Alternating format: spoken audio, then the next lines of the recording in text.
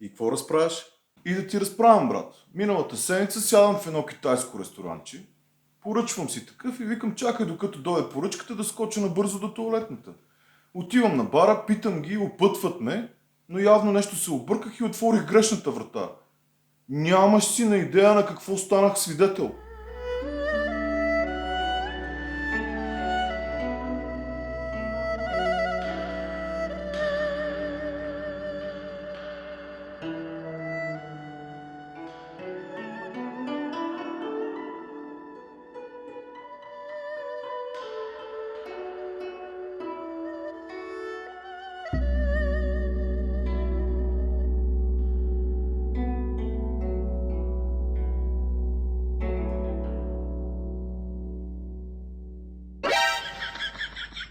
И тогава разбрах защо ресторанта се казва Краката на принцесата.